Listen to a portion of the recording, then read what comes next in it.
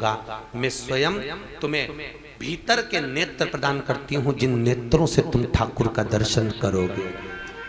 भीतर से नयन प्रदान करती हूं जिससे तुम ठाकुर का दर्शन करोगे। सूरदास को केवल भजन गाते थे, पर नेत्र ललिता जी ने प्रदान कर दिए। नेत्र ललिता जी ने दिए हैं सूरदास को भगवान के देखने के। कोई भक्त ही होता है जो भगवान तक लेकर जाता है। हरडिया जी ने आपको फोन लगा लगा कर बोला होगा, चलो तुम हमारी भांजी हो, तुम हमारे काका हो, तुम हमारी काकी हो, तुम ऐसा हो, तुम ऐसा हो। चलो, कोई भक्त ही होगा जो भगवान के मत यहाँ तक भगवान तक लेकर आया होगा, कोई दूसरा नहीं। तुम्हारा मन नहीं भी करे तो भी मन, कहीं तुमने टीवी पे सुन लिया होगा, देख लिया होगा, चलो सुखताल में कथा हो रही है गुरुजी की, चले अपन, तो कहीं कोई भक्त होगा, कोई ने प्रेरणा दी, कोई पत्नी ने कहा होगा सुखताल कथा हो रही, चलो, कोई पति ने कहा होगा चलो अपन चलते हैं कथा सुनकर आएंगे, कोई बहन ने कहा, कोई रिश्तेदार ने, कोई नातेदार ने। कई कई ऐसी माताएं आई हैं जो अकेली भी आई हैं, कोई कोई लेडीजें अकेली आई हुई हैं। क्यों? विश्वास प्रबल होगा, भक्ति का प्रतिबिंब प्रबल होगा, कहीं भाव ललिता जी ने दे दिया होगा, भगवत तत्व तक पहुंच गए। और जब भीतर स्वयं भगवान आकर बैठ जाता है तो साधारण सी कद्दू की सब्जी में भी स्वाद आ जाता है। साधारण कद्दू की सब्जी में भी, काशी फल की सब्जी में भी स्वाद आ जाता है। घर में भोजन करोगे उसमें स्वाद एक अलग रहेगा, पर तीर्थ में कथा में जो आप साधारण सी दाल भी खाओगे, थोड़े से चावल भी खाओगे, थोड़ी सी सब्जी भी खाओगे, उसमें ऐसा स्वाद आएगा जैसे 56 भोग फीके हैं उसके आगे। स्वाद, भाव। सूरदास जी ने ललिता जी से विनती करी, आप मेरे नयन दृष्टि प्रदान करी है। भीतर की दृष्टि दी ललिता जी। उसी समय हाथ में जल लेकर उसी चौखट पर सूरदास जी के सम्मुख में ही जल छोड़कर भस्म हो जाती हैं। मैं तुम्हारे लिए आई थी, केवल नयन तुम्हें देने थे, नयन तुम्हें।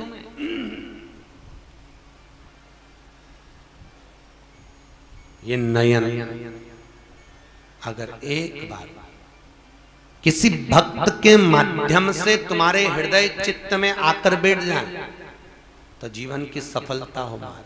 उद्धव भी गलती करा था इसलिए नयन चले गए थे। वसुदेव जी ने गलती करी इसलिए उनके पुत्र मरे। गांधारी ने एक गलती करी थी, जो एक राजा की कन्या थी बड़ी सुंदर, और उस नगर में एक हाकिम आ गया, एक वेद आ गया, और हाकिम वेद ने आकर कहा, राजकुमारी जी अगर बुढ़ापे तक सुंदर बना रहना है तो मेरे पास में एक औषधि है, उस औषधि को शरीर पे लगा लो, नहा लो, सुंदर बन जाओगी, जिंदगी भर बूढ़ी नहीं दिखोगी। राजकुमारी बोली, बताओ कौन सी औषधि है? पर उसको बनाने के लिए हिंसा होगी। राजकुमारी ने कहा, भले हिंसा करो पर मुझे बुढ़ापे में बुढ़ी नहीं होना, सुंदर बनना। हिंसा करो, मेरे लिए औषधि बनाओ। क्या हिंसा होगी? राजकुमारी जी 100 केचुओं को लाकर उनको पीसकर उसका मलहम बनाना पड़ेगा। राजकुमारी जी कहती है, केचुए मंगवाए जाएं, पीसे जाएं। पिसवाकर मलहम बना, राजकुमारी ने शरीर पर लगाया। समय बीता, जब राजकुमारी मरी, गांधारी बनी। वो गांधारी जिसने 100 केचुओं को मरवाया था, वो से 100 केचुए उसी के गर्भ से जन्म लेकर उसके सामने मरे। वो 100 केचुए कर्म का भोगना तो पड़ेगा, पर कुछ अच्छा कर्म। ये जो तुम कथा सुन रहे हो, यजमान बने हो, कोई भोजन भंडारा करा रहे हो, जो पुण्य कर रहे हो, दान कर रहे हो, सत्कर्म कर रहे हो, नाम जाप कर रहे हो, कथा सुन रहे हो, इसमें कहीं तुम्हारा पुण्य भी जरूर होगा।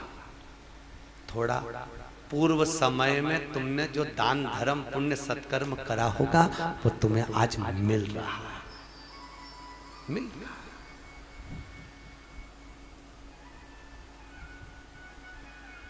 बहुत प्राप्त हो रहा है।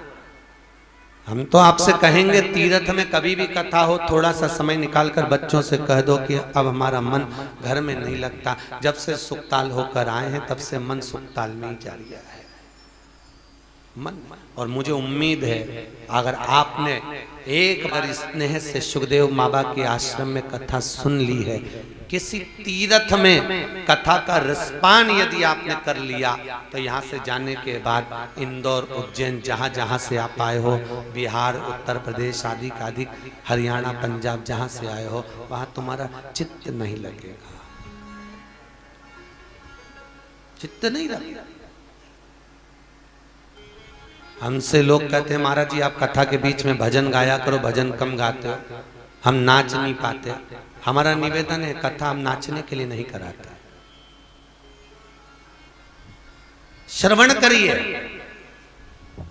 पांव से नाचो, वो अपनी जगह, शाम को रख देंगे कार्यक्रम, नाच ले, भजन करें, पर कथा के समय पर कथा सुनकर चरण भले ना नाचे, पर तुम्हारा मन कथा तक पहुंचकर नाचने लगे तो समझ लो कथा का सार्थक है। हजारों लाखों की भीड़ इकट्ठी कर लो, पूरी 3 घंटे की कथा में मालूम पड़े 2 घंटा नचावे नचावे में लगा जाए तो कथा का रसतत्व क्या होगा?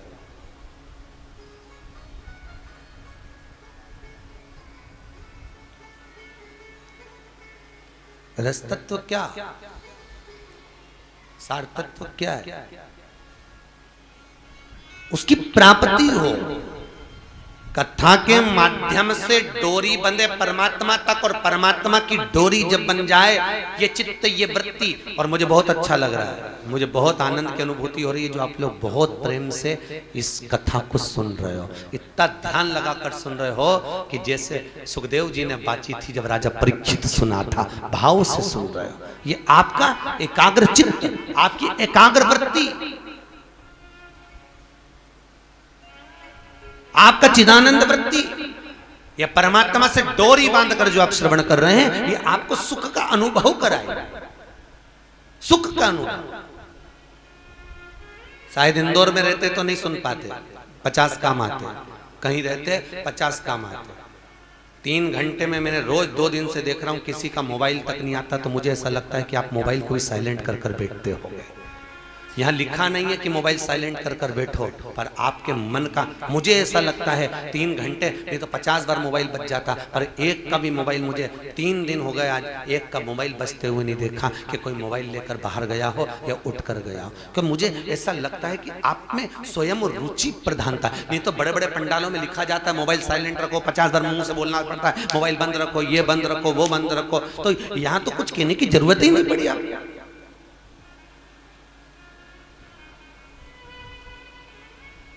आपकी चित्त वृत्ति में परमात्मा, मतलब आप रुचि प्रधान हो, आपके भीतर ये जिज्ञासा उत्पन्न हो रही है, आपके भीतर ये भाव उत्पन्न हो रहा है कि मुझे ग्रहण करना है, मुझे प्राप्त करना है, मुझे लेना है।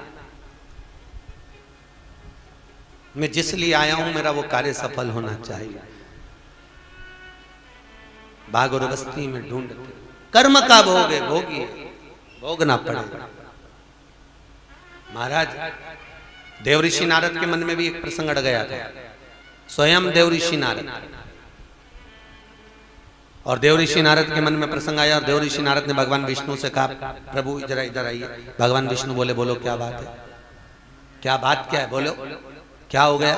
देवऋषि नारद बोले दुनिया के लोग कहते हैं कि जो भजन करता है वो कष्ट ज्यादा भोगता है, और जो कभी भजन ही नहीं करता, खूब कमाता खाता मौज करता, वो तो अलमस्त रहता है, बढ़िया चकाचक। और जो बेचारा मंदिर जा रहा, देवालय जा रहा, तीर्थ जा रहा, व्रत कर रहा, दान कर रहा, पुण्य कर रहा, सत्कर्म कर रहा, वो बेचारा भोग रहा, कष्ट भोग रहा। ऐसा क्यों? भगवान बोले फालतू की बात छोड़, देवऋषि नारद मेरे साथ चल। ब्राह्मण का वेश बनाकर नारद और नारायण दोनों चले। नारद जी ने कहा भूख लग रही है, भगवान बोले मुझे भी लग रही है, तो देख सामने सेठ जी का घर है, चल वहीं पे कुछ मांग लेंगे, कुछ मिल जाएगा। नारद और नारायण ने आवाज लगाई भिक्षाम देही, भिक्षाम देही। इतने में सेठ जी बाहर निकल कर आए, क्या है? भूख लग रही है महाराज, कुछ दे दो हमको, बहुत तेज भूख लगी है, कृपा कर दो कुछ मिल जाए। सेठ जी बाहर निकल कर बोले तुम्हारा बाप रख के गया है जो हम तुमको दे दे, चल निकलो यहां से, भागो। सेठ जी ने दरवाजा बंद कर लिया। देव ऋषि नारद को क्रोध आ गया। क्रोध में आकर देव ऋषि नारद ने भगवान विष्णु से कहा, श्राप दे दो इसको, बर्बाद हो जाए, नष्ट हो जाए। देव श्राप। भगवान पीछे मुड़े। सेठ जी को देखकर भगवान ने दोनों हाथ उठाकर कहा, जा 4 चौगुना तेरा धन और बढ़ जाए, तू और तरक्की करे, उन्नति करे, मेरा आशीर्वाद, जा।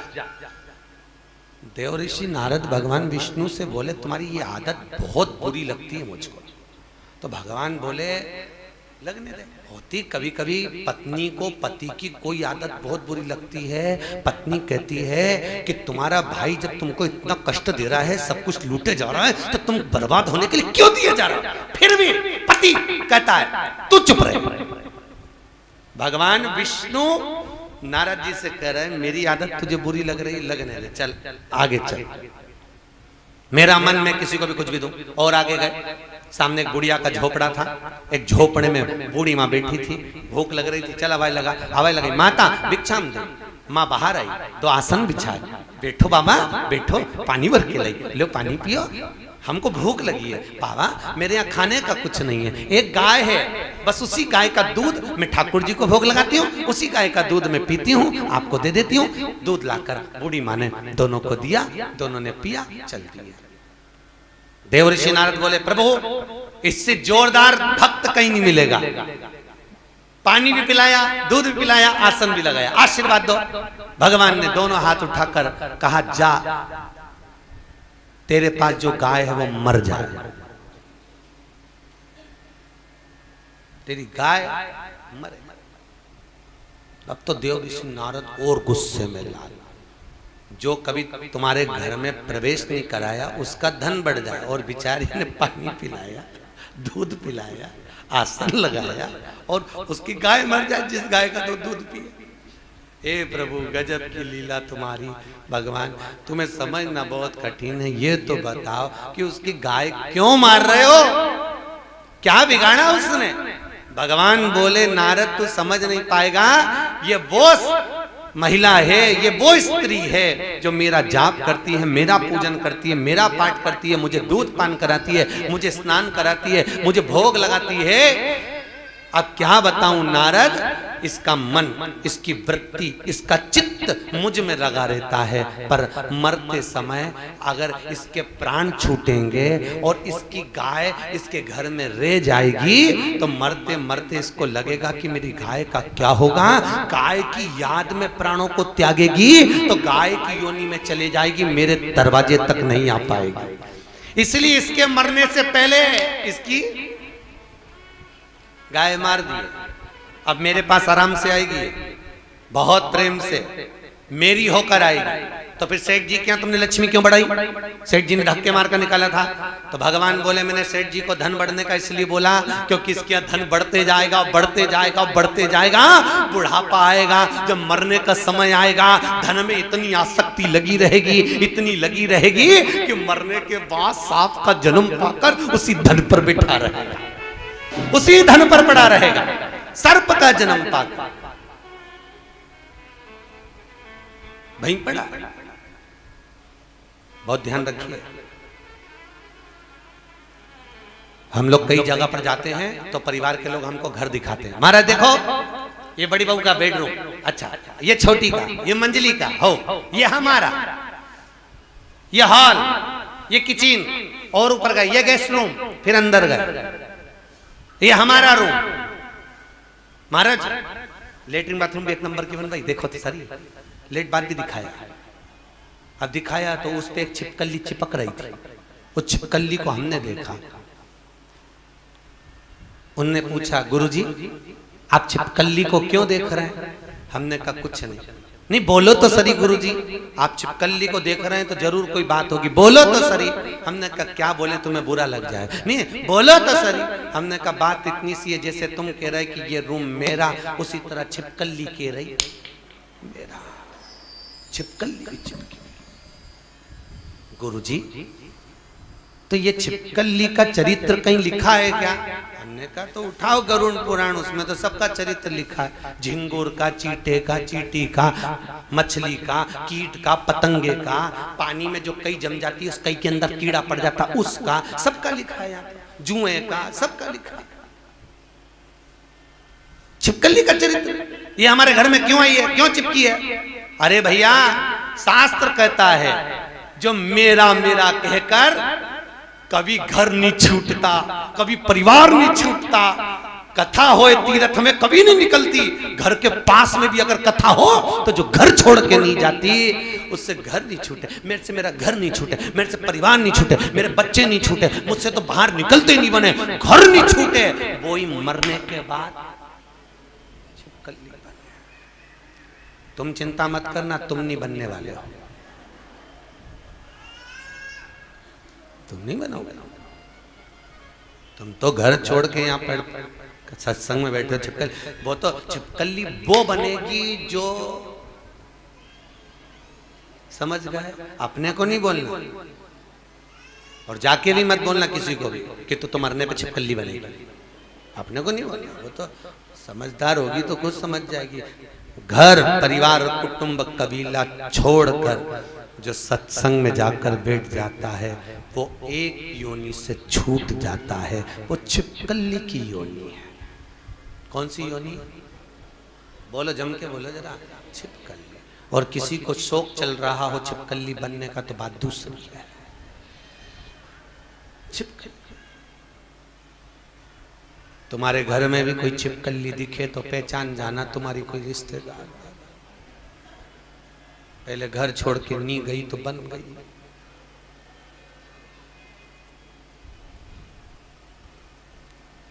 साउथ में छिपकली के भी मंदिर बनते हैं, देखा है? बैतूल में भी बना है, बालाजीपुरम में छिपकली का मंदिर। अब वो छिपकली का मंदिर उन्होंने इस हिसाब से बनाया कि वो लक्ष्मी के भाव से, प्रसन्नता के भाव से। पर उनको कौन समझाए कि गरुड़ पुराण में छिपकली का चरित्र इसलिए लिखा गया कि जो आसक्तियों में मरा, परिवार कुटुंब कबीला नहीं छूटा, कभी तीर्थ नहीं गई, कभी व्रत नहीं गई, कभी दान नहीं करा, कभी पुण्य नहीं करा, कभी सत्कर्म नहीं करा, जोड़ जोड़ के मर गए, आखिरी में चिपक गए। और छिपकली को तुम कितना ही भगाने का प्रयास करो फिर आ जाती है, झाड़ू से झड़ाओ तो भी आ जाती है, क्योंकि उससे छूटती नहीं। वो एक ट्यूबलाइट के पीछे रहती है तो वहीं ट्यूबलाइट के पीछे कहीं से भी पहुंच जाएगी, कहीं से उससे छूटता नहीं। कठिन। फिर वही बात, मत बुरे कर्म कर बंदे, अच्छा कर, बहुत अच्छा।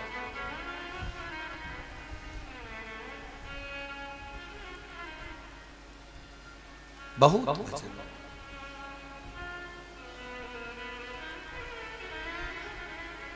महाराज, जिस तीर्थ में जाओ, जिस भजन में जाओ, वहां का आनंद सुख पाओ। वो कहे हम तेरे शहर में आए हैं मुसाफिर की तरह।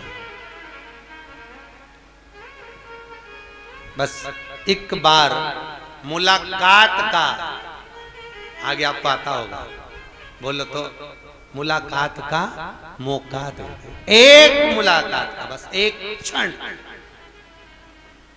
भगवान के 5 दर्शन हैं। कितने दर्शन? मेरे ठाकुर जी के 5 दर्शन। पहला चरण, दूसरा नाभि, तीसरा वक्षस्थल, चौथी शिखा, 5वां नयन। अंतिम बिंदु का दर्शन है नयन का। आखिरी दर्शन नयन का है। नहीं,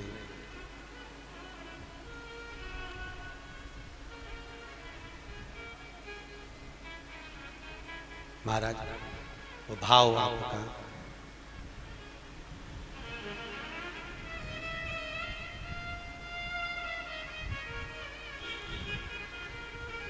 वो कहे ना,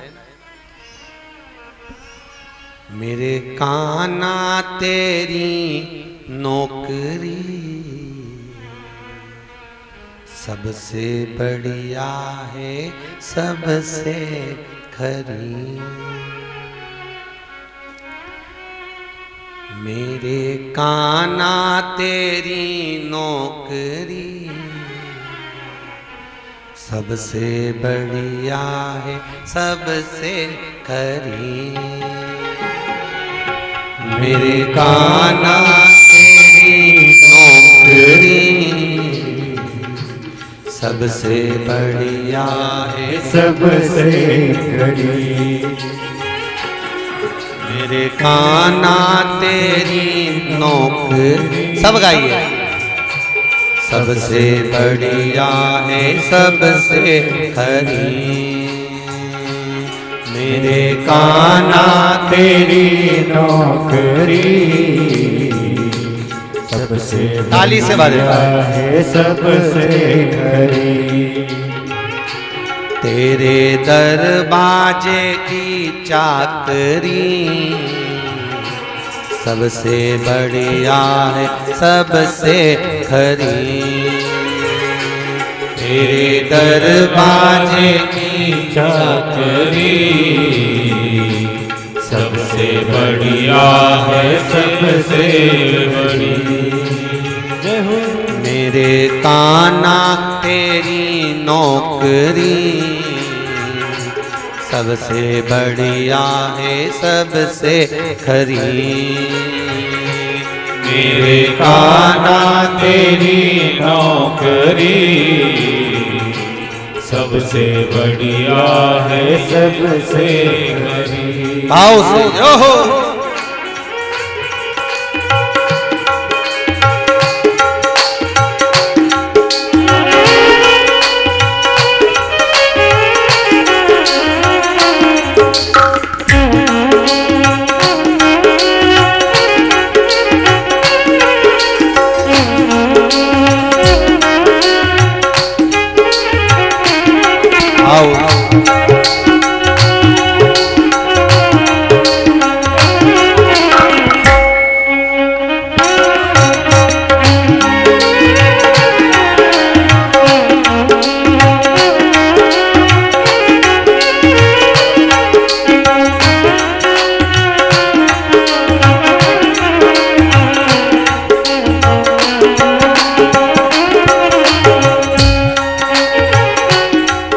दोनों हाथों से ताली से। जब से तेरा गुलाम हो गया जग में मेरा भी हो गया।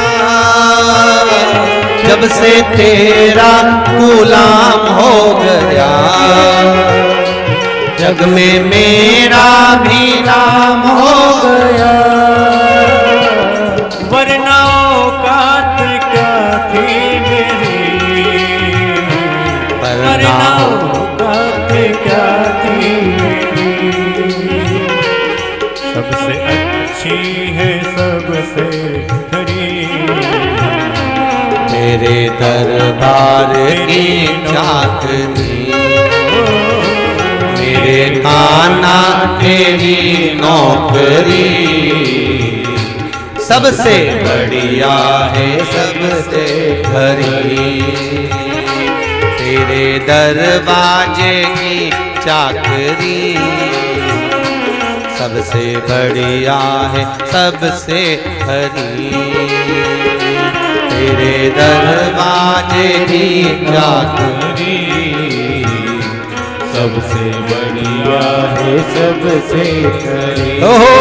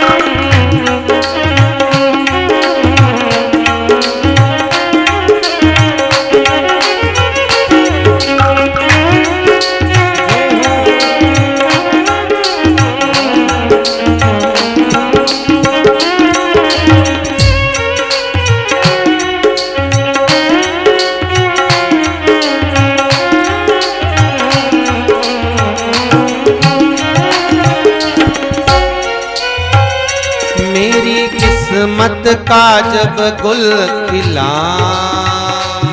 तब जा कर के ये दर मिला। मेरी किस्मत का जब गुल खिला तब जा कर के ये दर मिला। मेरी किस्मत का जब गुल खिला तब जा कर के ये दर मिला। मेरी किस्मत का जब गुल खिला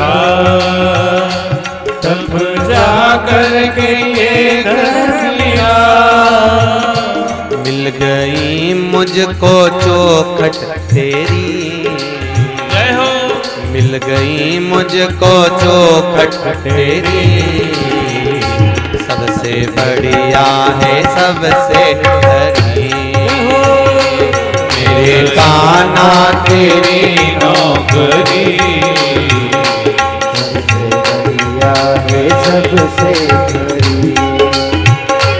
मेरे कान्हा तेरी नौकरी सबसे बढ़िया है सबसे हरी।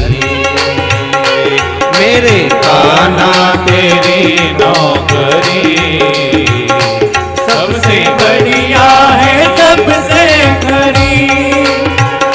तेरी चौखट की ये चाकरी सबसे बढ़िया है सबसे हरी। तेरे चौखट की मेरी चाकरी सबसे बढ़िया है सबसे खरी। मेरे कान्हा तेरी नौकरी सबसे बढ़िया है सबसे हरी। मेरे कान्हा तेरी नौकरी सबसे बढ़िया है सबसे खरी। बोल गोपाल कृष्ण भगवान जय जय श्री राधे। उसके दरवाजे पर जाकर उसकी चौखट पर पहुंचकर उसको पाने की ललकता ललक। शास्त्र कह रहा है महाराज, शास्त्र वर्णन कर रहा है। देवऋषि नारद भगवत तत्व को धारण करने वाले जहां तहां भ्रमण कर कर भगवत चित्त को स्मरण करने वाले।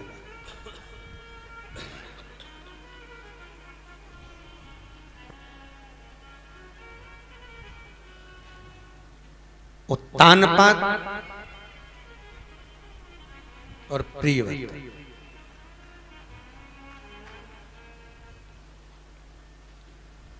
ये दो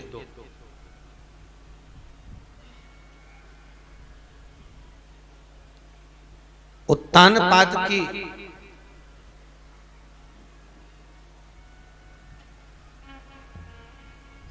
दो धर्म पत्नियां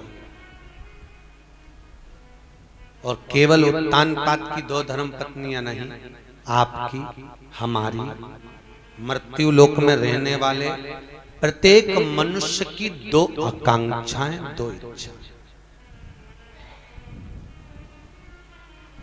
दो आकांक्षा, दो इच्छा। केवल दो धर्म पत्नियां नहीं, हर व्यक्ति की दो हैं, मन चित्त वृत्ति। दो धर्म पत्नियां सबकी हैं, चाहे स्त्री हो, चाहे पुरुष हो, चाहे बच्चे हो, चाहे बुढ़े हो, चाहे बड़े हो, चाहे संत हो, चाहे साधु हो, चाहे सन्यासी, सबकी दो वृत्ति, दो मन। हर जगह पर दो मन होते हैं। उत्तानपाद की दो धर्म पत्नियां ये दो मन की तरह है। एक मन कह रहा है चल कथा का टाइम हो गया, चलो कथा में पहुंचो। 9:30 बजे से 9:45 बजे से मन में लगने तक चलो कथा, चलो कथा। और दूसरा मन कह रहा है अभी तो गुरुजी आएंगे, जब तक एक कप चाय और हो जाए, चलो और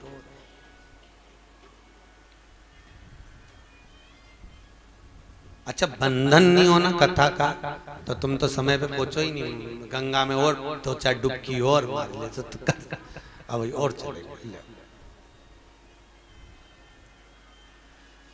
कितना सुंदर पावन तीर्थ है। यहाँ सुखताल में भी बंदर बहुत हैं, वृंदावन में भी बंदर, अरे बोलो तो बहुत है। बंदर भी यहाँ पर रहकर बहुत कृपा कर रहे हैं। जहां तुम फालतू बैठी दिखी, मैं तुम पे झूमे कि जा अंदर भजन कर, मैं झूम।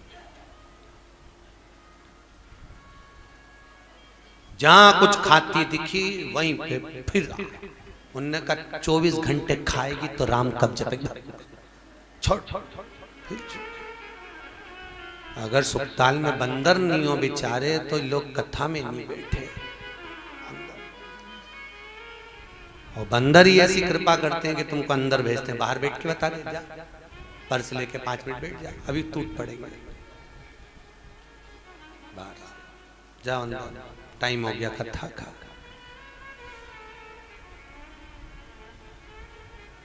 कुछ अगर हम हर चीज में अच्छाई देखेंगे ना तो जीवन का सुख बहुत आनंद में आएगा, बहुत मस्ती में लगेगा, खूब बढ़िया।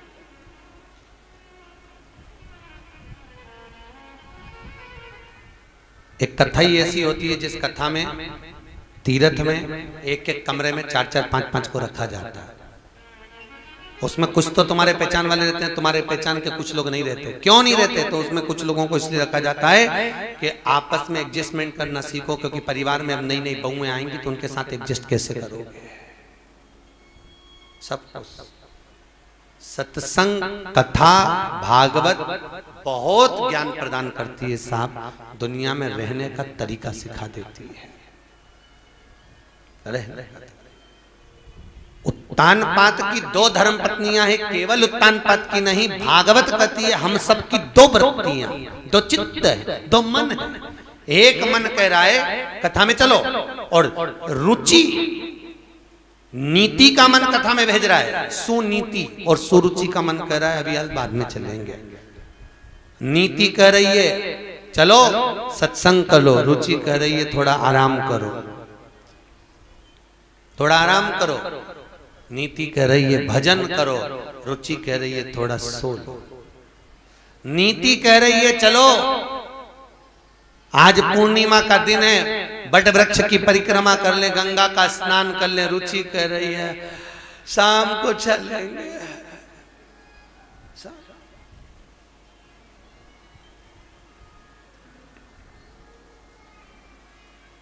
नीति और रुचि।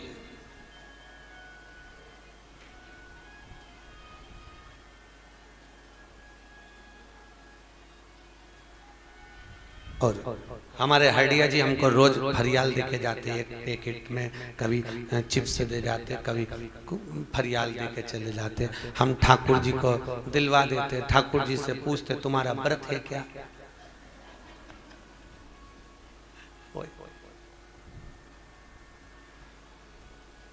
रोज फरियाल आ रहा है अंदर, तो व्रत है क्या?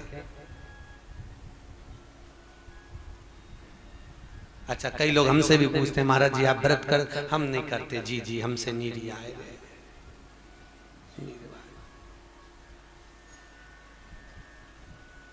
और तुमसे भी निवेदन है, कोई तुम्हारे ऊपर जोर जबरदस्ती वाला बात नहीं है कि तुम व्रत करो।